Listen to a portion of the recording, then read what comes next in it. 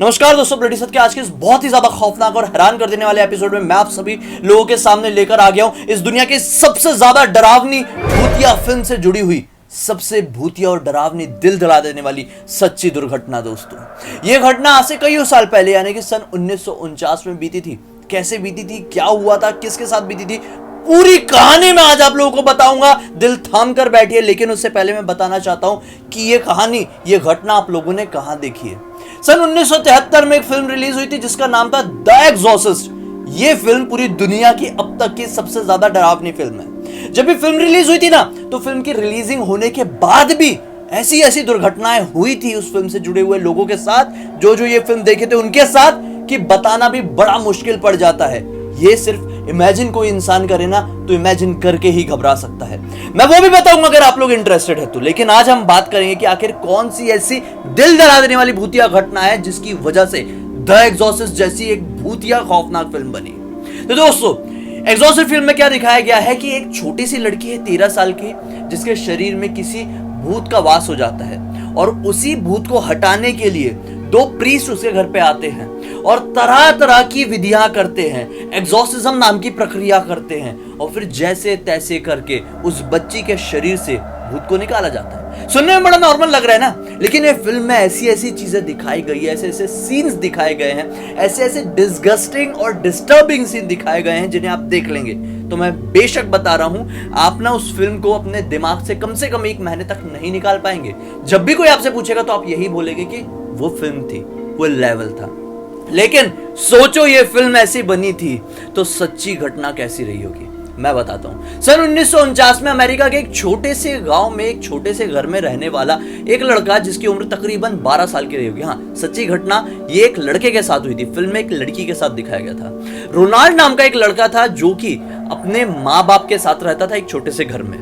ये लड़का बिल्कुल नॉर्मल जिंदगी जी रहा था, बिल्कुल नॉर्मल बच्चा था। ये ज्यादा लफड़ों में नहीं पड़ता था, दूसरे बच्चों की तरह शैतान भी नहीं था, अपनी नॉर्मल जिंदगी अच्छे से सुख शांति से बिता रहा था।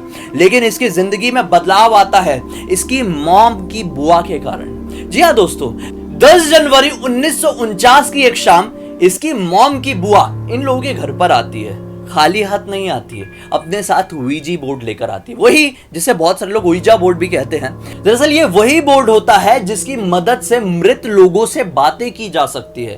दरअसल इसे यहाँ पर सामने रखा जाता है और फिर कुछ लोग घेरा बना के बैठते हैं और कुछ स्पेशल तरह की चीजें बोलते हैं और कहते हैं कि मृत लोगों की आत्मा अगर आसपास भटक रही होती है तो बात करने के लिए आती है। आती तो अपनी मर्जी से है, लेकिन जाती वो खुद की मर्जी से है। दोस्तों, यही वीजी बोर्ड लेकर उसकी मॉम की बुआ उनके घर पर आई थी। बच्चा देख के एक्साइटेड हो जाते हैं, क्योंकि 11-12 साल के बच्चे तो खुश हो जाते हैं ना ऐसी चीजें देखकर। बुआ सीरियस थी, बोलती है कि चल बेटा, अपन ना किसी सुनसान शांत वाले कमरे में बैठ के आत्माओं को बुलाने की कोशिश करते हैं, उनको बुलाएंगे और उनसे बातचीत करने की कोशिश करेंगे, बड़ा मजा आएगा। अब ये रोनाल्ड की जो माँ थी ना, ये सब चीजों पर ज्यादा विश्वास नहीं करती थी, वो इग्नोर कर देती, बोलती जाने दो यार, जो करना है करने दो, खेल रहे। अब पता नहीं बुआ जी को भी किस तरह की नादानी सूझ रही है। क्या होता है, अब ये बच्चे की माँ की बुआ और वो बच्चा दोनों ही एक सुनसान कमरे में जाके बैठ जाते हैं। भूत वूत को बुलाने की बहुत कोशिश करते हैं। रूम में कुछ अजीबो गरीब हरकतें भी नहीं समझ में आती है, लेकिन किसी आत्मा से कुछ बातचीत नहीं हो पाती है। थक जाते हैं ना, अब कितनी देर तक बुलाएं, बंद करते हैं, बोलते हैं चलो अपना काम करने लगते हैं। 1-2 दिन नॉर्मली बीतते हैं और बुआ उनके घर से अपने शहर निकल जाती है। अब आती है 15 जनवरी सन 1949 की एक शाम। अचानक से इनका जो बेटा है वो अपने घर में सोने के लिए जाते ही, मतलब अपने कमरे में सोने के लिए जाता ही है कि अचानक से इसके जो मॉम डैड जो अपने कमरे में सो रहे थे, इन्हें दूसरे किसी कमरे से टप टप टप ऐसी पानी की गिरने की आवाज आने लगती है। ऐसा लगता है कि नल कहीं से लीक कर रहा है। इसके डैड उठते हैं, पूरे घर में ढूंढते हैं, लेकिन कोई भी नल चालू नहीं था, लीक नहीं कर रहा था। बच्चा भी परेशान हो जाता है, पूरी रात सो नहीं पाता है। जैसे तैसे करके ये लोग एडजस्ट करते हैं और पूरी रात बिताते हैं। अगले दिन प्लम्बर को बुलाते हैं। प्लम्बर कहता है कि कुछ समझ में ही नहीं आ रहा है और आवाज भी नहीं आ रही है। उसी शाम फिर से आवाज आती है। ऐसे करते करते काफी दिन बीत जाते हैं। रात होती थी, टप टप टप की आवाजें आना शुरू हो जाती थी। रात के 12 बजे के बाद ही आती थी। अब लोग घबराने लगे थे। कुछ ही दिन बाद एक ऐसी घटना बीतती है जिसकी वजह से इनका पूरा सर चकरा जाता है। अचानक से रात के 3 बजे के आसपास इनके घर पे एक जीसस क्राइस्ट की फोटो लगी हुई थी। वो जोर जोर से वाइब्रेट करने लगती है। नल की आवाज तो आ ही रही थी, जीसस क्राइस्ट की फोटो भी वाइब्रेट करने लगी थी। लोग घबराकर जैसे ही फोटो के सामने पहुंचते हैं तो देख के बहुत ज्यादा डर जाते हैं, क्योंकि ना ही दीवार हिल रही थी, ना ही जमीन, ना ही किसी तरह का भूकंप। फिर ये फोटो कैसे हिल रही थी, कुछ समझ में नहीं आता है। छोड़ते हैं और जैसे तैसे करके हिम्मत जुटाकर वो रात बिताने की कोशिश करते हैं। अगले दिन उठ के इस बच्चे की मॉम जाकर अपने पहचान वाले से कुछ बात करती है। 1-2 लोगों से बात करती है कि हमारे घर में इस तरह की कुछ गतिविधियां हो रही हैं, क्या करें हम, ऐसा क्यों हो रहा है।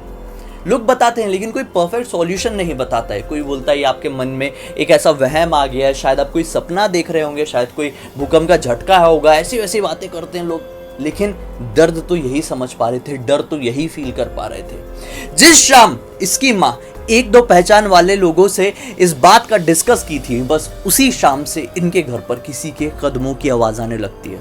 रोज रात में 1 बजे के बाद इन्हें ऐसा फील होता था नल टपक रहा है, कोई चल रहा है जूते पहन के, और साथ ही साथ पेंटिंग्स घर की जो है वो जोर जोर से वाइब्रेट कर रही है।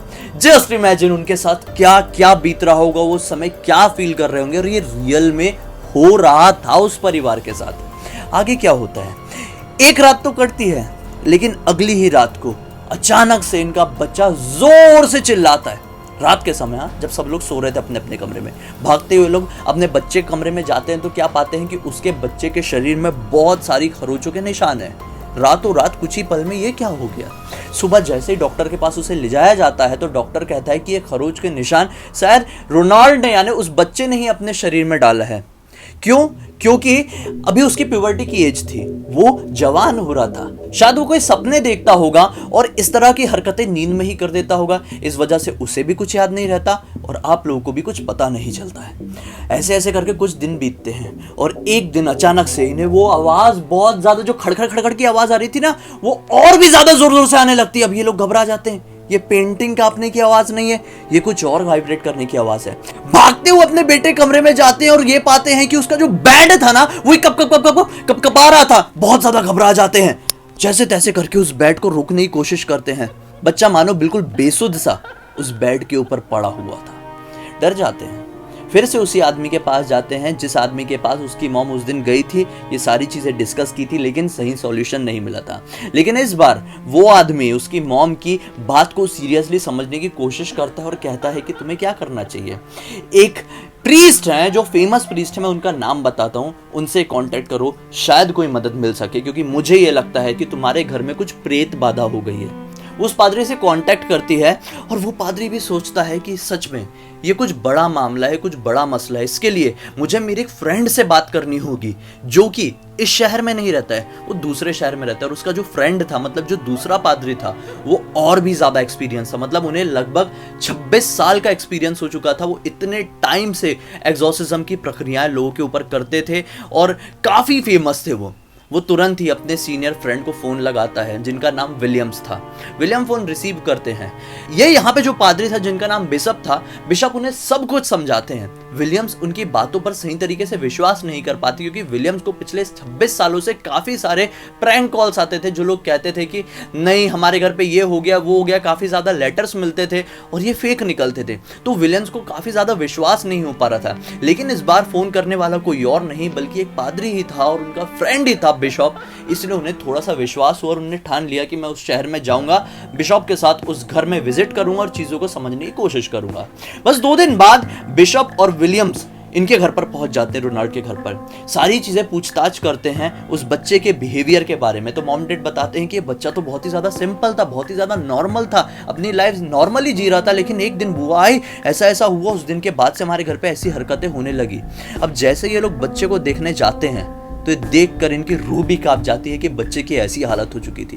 बच्चे के पूरे शरीर में गंदे खरोचों के निशान थे, चोटों के निशान थे। बच्चे की जो आंखें थी वो पूरी पीली पड़ रही थी। उसकी हालत इतनी ज्यादा खराब थी कि वो ठीक से चल भी नहीं पा रहा था। वो जाकर समझ जाते हैं कि इस घर में कुछ गड़बड़ है। बच्चे से पहली बार ही मिलने पर वो कुछ मंत्रों का उच्चारण करते हैं और साथ ही साथ उस बच्चे के ऊपर पवित्र जल छिड़कते हैं, बस ये चेक करने के लिए कि सब कुछ ठीक है या नहीं। क्योंकि अगर कोई बुरी आत्मा होगी और उसके शरीर पर अगर पवित्र जल पड़ेगा तो वो छटपटाने लगेगी, वो शरीर भी कांप जाएगा। और यही होता है, जैसे ही उसके ऊपर पवित्र जल पड़ता है बच्चा मानो कि बहुत ज्यादा उग्र हो जाता है, तेजी से उठता है और दोनों फादर्स के ऊपर जोर से धक्का मारता है। दोनों हैरान हो जाते हैं क्योंकि वो जो धक्का 13 साल के बच्चे का लगा था ना, वो धक्का ऐसा लगा था कि जैसे मानो किसी 30 साल के आदमी ने मारा हो हट्टे कट्टे। लोग घबरा जाते हैं कि इतने से बच्चे के पास इतनी ज्यादा ताकत कैसे आ गई। जैसे ही वो लोग गिरते हैं तो ये बच्चा जोर जोर से हंसने लगता है, जोर जोर से गंदी सी हंसी, और उनको गंदी गंदी गालियां देने लगता है, इतनी गंदी बातें बोलने लगता है कि वो लोग इमेजिन ही नहीं कर सकते थे। और कोई इमेजिन नहीं कर सकता कि मात्र 12-13 साल के बच्चे को इतनी गंदी गंदी चीजें कैसे पता। मैं अपने वीडियो में भी नहीं बोल सकता, ऐसी ऐसी चीजें बोलता है। वो लोग समझ जाते हैं कि इस बच्चे के साथ हमें एग्जॉर्सिज्म करना पड़ेगा। विलियम्स जो कि इतने ज्यादा सीनियर प्रीस्ट थे, उनके पास एग्जॉर्सिज्म की प्रक्रिया करने के लिए बहुत ही इजीली परमिशन अवेलेबल हो जाती। वो अगले ही दिन से एग्जॉर्सिज्म की प्रक्रिया उस बच्चे के ऊपर करना शुरू कर देते हैं। जैसे तैसे करके कुछ दिन बीतते हैं, लेकिन ये बच्चे के अंदर से मानो वो आत्मा निकलने की कोशिश ही नहीं कर रही थी। ये लोग समझ जाते हैं कि कोई फर्क नहीं पड़ रहा है, इसलिए इस बच्चे को हमें एक हॉस्पिटल में ले जाना पड़ेगा जहां पर बहुत सारे एग्जॉर्सिस्ट होंगे और इसके ऊपर सब मिलकर एग्जॉर्सिज्म की प्रक्रिया करेंगे, तभी ये बच्चा ठीक हो पाएगा। इसे बस अगले ही दिन उस हॉस्पिटल में ले जाया जाता है, जो कि एक चर्च का स्पेशल हॉस्पिटल होता है। वहां पर ले जाकर लगभग 28 प्रीस्ट इसके ऊपर एग्जॉर्सिज्म की प्रक्रिया निभाने की कोशिश करते हैं, लेकिन दिनों दिन हालात बद से बदतर होते जा रहे थे। यह बच्चा रोज लोगों को गंदी गंदी गालियां देता था, गंदी गंदी चीजें बोलता था, इतनी वियर्ड सी हरकतें करता था, लोगों के कपड़े फाड़ देता था, लोगों की नाक तोड़ देता था, लोगों के ऊपर थूक देता था, लोगों के ऊपर यूरिन तक कर देता था। ये प्रीस्ट की हालत बहुत ज्यादा खराब होती जा रही थी। इनमें से एक प्रीस्ट थे जिन्होंने ये सारी चीजें अपने एक किताब में लिखते चले गए और उन्होंने ही काफी टाइम बाद डिस्कवरी चैनल में ये सब कुछ बताया। इसके ऊपर डॉक्यूमेंट्री भी बनी, फिल्म भी बनी। खैर आगे बढ़ते हैं। काफी दिन बीत गए, लेकिन जैसे तैसे करके सब इसे ठीक करने की कोशिश में लगे हुए थे। लेकिन एक दिन क्या होता है, ये लोग हार मान जाते हैं, समझ जाते हैं कि एग्जॉर्सिज्म की वजह से इस बच्चे के ऊपर सब कुछ ठीक नहीं हो रहा है, क्योंकि उसी दिन उस बच्चे ने एक किताब में ये लिखा था कि I am a devil and within 10 days I will give a sign. ये लोग समझ जाते हैं कि कुछ ना कुछ गड़बड़ है। दरअसल एग्जॉर्सिज्म की प्रक्रिया के दौरान किसी भी एग्जॉर्सिस्ट को आत्मा के साथ बात करने की परमिशन नहीं होती, इसलिए वो प्रीस्ट, वो फादर्स उससे बिल्कुल भी वो साइन के बारे में आने वाले 10 दिन तक बिल्कुल भी कुछ नहीं पूछते। अब क्या होता है, जैसे तैसे करके आने वाले कुछ दिन और बीतते हैं, हालत और खराब होती जा रही थी। उसके शरीर पर और भी चोटों के निशान, और हद तो तब हो गई जब उसके सीने में मानो कि ऐसा खरोच के एग्जिट लिखा हो। ये लोग बहुत ज्यादा घबरा जाते हैं और समझ जाते हैं कि अब हमें बैप्टिज्म की प्रक्रिया निभानी पड़ेगी, जो ऐसी प्रक्रिया होती है जो एग्जॉर्सिज्म से थोड़ी सी और एडवांस होती है। और बैप्टिज्म की प्रक्रिया के अंदर जो एक पॉजिटिव एनर्जी होती है वो एक शरीर के अंदर भेजी जाती है, ऐसे शरीर के अंदर जिस शरीर को किसी आत्मा ने पोजेस किया है। मतलब अपनी प्रक्रियाओं की मदद से वो एक पॉजिटिव एनर्जी उस बच्चे के अंदर भेजने की कोशिश करने लगते हैं। कुछ दिन बीतते हैं, अब ये बच्चा नॉर्मल होने लगा था, लेकिन कभी कभी ये बच्चा एक शैतान की आवाज में बात करता था, तो कभी कभी ये बच्चा किसी एंजल की आवाज में बात करता था। अब ये बच्चा चोट भी खुद को कम पहुंचा रहा था। अब ये बच्चे के शरीर में चोट के निशान भी कम मिल रहे थे। लेकिन एक दिन क्या होता है, अचानक से जब रात में सब सो रहे होते उसी हॉस्पिटल के अंदर जोर से कुछ फटने की आवाज आती है, जैसे कि मानो बहुत जोर का कोई ट्यूबलाइट एक साथ फटा हो, 10-15 ट्यूबलाइट, या फिर कुछ बहुत जोर का एक ब्लास्ट हुआ हो। सब लोग भागते उस बच्चे कमरे के अंदर जाते हैं, सारी लाइट्स ऑफ थी। अचानक से जैसे तैसे करके कैंडल्स जलाई जाती हैं और देखा जाता है कि सामने क्या है, वो बच्चा बिल्कुल ही नॉर्मल अपने बेड में लेटा हुआ था। उसकी जांच की जाती है और समझ में आता है कि वो बच्चा ठीक हो गया है। वो बच्चा पूरी रात सोता नहीं है। अगले दिन सुबह उठते हैं सब लोग तो ये पाते हैं कि वो बच्चा बिल्कुल नॉर्मली अपने बेड के ऊपर बैठा हुआ है। वो बच्चा कहता है कि मेरे शरीर के अंदर से वो शैतान निकल चुका है, अब मैं पूरा नॉर्मल फील कर रहा हूँ, मुझे ऐसा लग रहा है कि मेरे साथ अब सब कुछ ठीक हो रहा है और ठीक होने वाला है। तभी सारे फादर्स की जान में जान आती है। सभी प्रीस्ट ये समझ जाते हैं कि शायद ये पॉसिबिलिटी है, ये कोई शैतान की चाल नहीं है। बैप्टिज्म की प्रक्रिया ने रंग लाई और उसके अंदर से ये बुरी आत्मा निकल गई। उसे कुछ दिन अपनी निगाहों के सामने रखा जाता है और लगभग 5 या 6 दिन बाद उसको उसके घर भेज दिया जाता है। ये सारी प्रक्रिया लगभग 28 दिन की चली थी और 28 दिन के बाद बैप्टिज्म की प्रक्रिया निभाने के बाद वो बच्चा पूरी तरह से नॉर्मल हो गया, उसे उसके घर भेज दिया गया।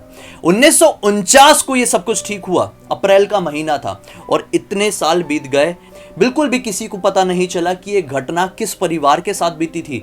इंटरनेट के काफ़ी सारे फोरम्स में इसके बारे में काफ़ी ज़्यादा जानकारियां हैं, लेकिन बच्चे का नाम रोनाल्ड नहीं कुछ और ही आता है।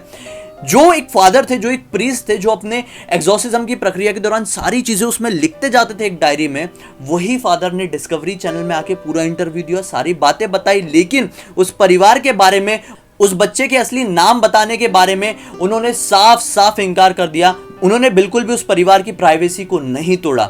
लेकिन मीडिया तो मीडिया होता है ना, कुछ टाइम बाद उस परिवार के बारे में भी पता चल गया, बच्चे का असली नाम भी पता चल गया, सबको समझ में आ गया कि ये किसके साथ बीता था। कहा जाता है कि वो बच्चा बेशक आज काफ़ी ज़्यादा उम्र का हो चुका है, आदमी बन चुका है, बुढ़ा हो चुका है, लेकिन उसकी मृत्यु नहीं हुई है। जितने भी प्रीस्ट थे लगभग सबकी मृत्यु अब हो चुकी है। इसके ऊपर 1973 में फिल्म बनी, जिस फिल्म में जो कुछ भी दिखाया गया था ये रियल घटना से थोड़ा ज़्यादा बड़ा चढ़ाकर था, लेकिन काफ़ी कुछ इसमें रियल भी दिखाया गया था। जितने भी प्रीस्ट थे उनके पास जाकर ये फिल्म की स्टोरी को, स्क्रिप्ट को कंप्लीट किया गया था। माना जाता है कि वो रोनाल्ड था जिसके साथ ये सब कुछ हुआ था, वो अमेरिका के ही एक छोटे से गांव में रह रहा है, अपने परिवार के साथ अपनी ज़िंदगी व्यतीत कर रहा है और आज उसे उस घटना के बारे में कुछ भी याद नहीं है। शुक्र है कुछ याद नहीं है, अगर याद होता तो पता नहीं वो अपनी जिंदगी अब तक कैसे बिता रहा होता। बहुत सारे लोग ये कहते हैं कि जो कुछ भी रोनाल्ड के साथ हुआ था उसने ये जानबूझ के किया था, शायद वो पब्लिसिटी कमाना चाहता हो। लेकिन फादर विलियम्स, उनका यही कहना था कि ये पॉसिबल ही नहीं है। वो बच्चा कैसे पब्लिसिटी कमाने के लिए कहेगा, क्योंकि हम जो कुछ भी कर रहे थे, जो कुछ भी हो रहा था, हम बहुत ही प्राइवेसी के साथ कर रहे थे। यहाँ तक कि उस बच्चे का असली नाम तक भी बहुत साल तक बहुत सारे लोगों को नहीं पता था। और अगर उसे पब्लिसिटी कमानी होती तो वो क्यों ये बोलता कि मुझे कुछ याद ही नहीं है, मेरे साथ क्या हुआ है, वो कुछ बता ही नहीं पाता। जो कुछ भी बताया है फादर्स ने, प्रीस्ट ने ही बताया है, वो भी उस परिवार का नाम, उस बच्चे का नाम पूरी तरह से प्राइवेट रखे। तो पॉसिबल है कि वो बच्चे ने ये जानबूझ के नहीं किया था। बहुत सारे डॉक्टर्स ये भी कहते हैं कि शायद उस बच्चे की दिमागी स्थिति खराब हो चुकी थी, उस बच्चे को कोई मेंटल इलनेस हो गई थी, उस वजह से ये वो करने लगा था। लेकिन वहीं पर फिर से प्रीस्ट का ये कहना बनता है कि अगर वो बच्चा मेंटल इलनेस की वजह से, दिमागी प्रॉब्लम की वजह से ये सब कर रहा था, तो कैसे एक रात जोर से कुछ फटने की आवाज़ आई, सब लोग भागते हुए इस कमरे पर पहुंचे तो ये पाए कि वो बच्चा बिल्कुल नॉर्मल लेटा हुआ है और अगली सुबह के बाद सब कुछ बिल्कुल ठीक, बिल्कुल नॉर्मल हो गया। आप लोग अपनी राय जरूर बताइए कि ये किस तरह की घटना रही होगी। क्या कोई मेंटल इलनेस थी, क्या वो बच्चा नाम कमाना चाहता था, या फिर सचमुच में कुछ ऐसा था जो बहुत ही ज्यादा डरावना, अलौकिक और खौफनाक था। उम्मीद करता हूं दोस्तों आपको मेरा आज का वीडियो अच्छा लगा होगा। अच्छा लगा तो इस वीडियो को ज्यादा से ज्यादा लाइक कर दीजिए, चैनल को सब्सक्राइब करके बेल आइकन दबा के ऑल के ऑप्शन में क्लिक करना, क्योंकि इसी तरह के हैरान कर देने वाले खौफनाक वीडियोस मैं आप लोगों के सामने रेगुलरली लेके आते रहता हूं। अगर आप लोग जानना चाहते हैं कि द एग्जॉर्सिस्ट फिल्म जब रिलीज हुई तो लोगों के साथ क्या क्या बीता, उस फिल्म से जुड़े हुए लोगों ने क्या क्या घटनाओं का सामना किए, जिनने भी इस फिल्म को देखे उनके साथ क्या क्या हुआ, तो अपनी राय कमेंट सेक्शन में जरूर बताइए। मैं एक वीडियो लेकर आऊंगा जिसमें सब कुछ बताऊंगा कि फिल्म से जुड़े हुए सेट में रिलीजिंग के बाद देखने वाले लोगों के साथ किस किस तरह की दुर्घटनाएं हुई है। तो चलिए दोस्तों, कल फिर से मिलते हैं, तब तक के लिए बहुत बहुत धन्यवाद। आपका दिन शुभ हो।